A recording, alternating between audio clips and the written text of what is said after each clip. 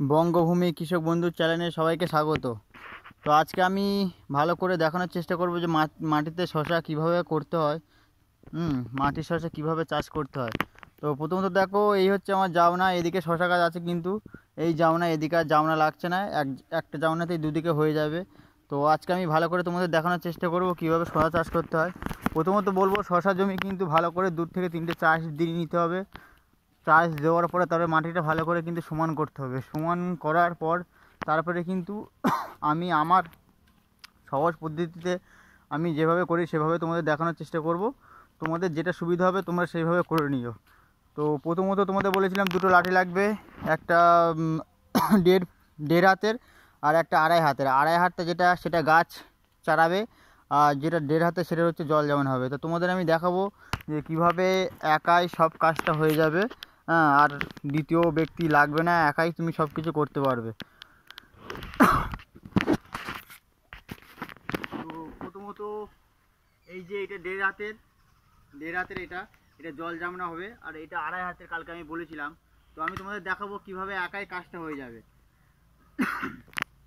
এটা প্রথমত দেড় হাতের হয়ে গেল, আর এটা আড়াই হাতে এখানে ফেলে দিলাম। এটা ফেলার পরে এই যে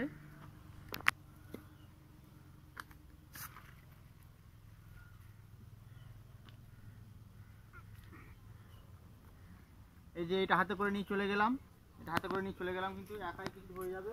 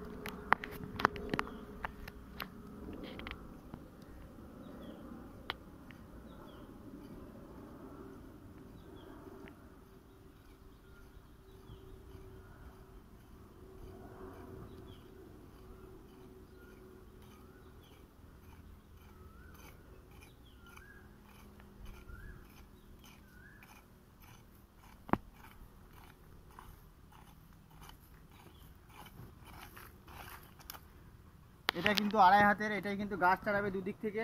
তো এটা দেখো, মাপটা দেখো, মাপটা ঠিক হয়েছে কিনা।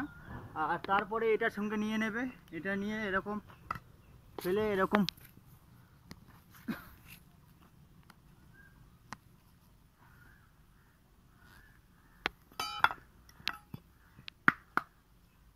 এটা হাতে করে সঙ্গে নিয়ে চলে যাবে।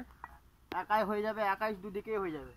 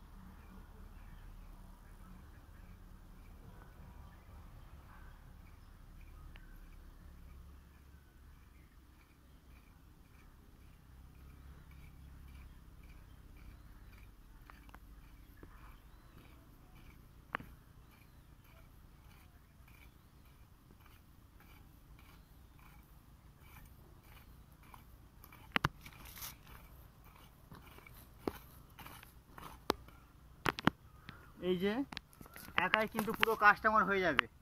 তো এরপর করতে হবে কি, মাঝখানে মাটি দুটো টেনে নিতে হবে।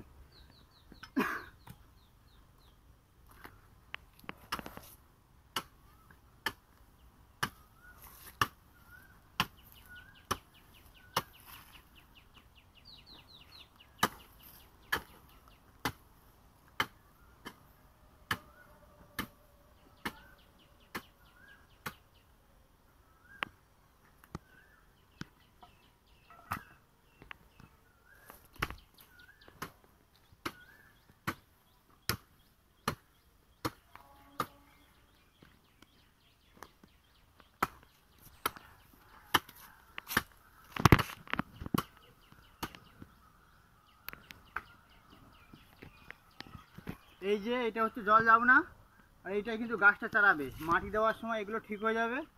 আর এই যে অবশিষ্ট এই জায়গাটা পড়ে আছে, এইটাই কিন্তু দানা বসবে। এখানে এরকম খুপি হবে, এই যে 1.5 হাতের মাপটা আছে, এই 1.5 হাতের মাপটা এরকম করে খুপি করতে করতে কিন্তু চলে যেতে হবে। তো তোমরা যারা মাটির শসা বসাবে বুঝতে পারছো না, বলবো এরকম করে আগে পুরো জমিটা পুরো কভার করে নাও। তো এরপরে দানা বসাতে হবে, কীভাবে দানা বসানো থেকে পরপর ভিডিও আমি দিয়ে যাব। তোমরা এইভাবে যারা মাটির শসা করবে তারা কিন্তু এইভাবে জমিটা পুরো রেডি করে নাও।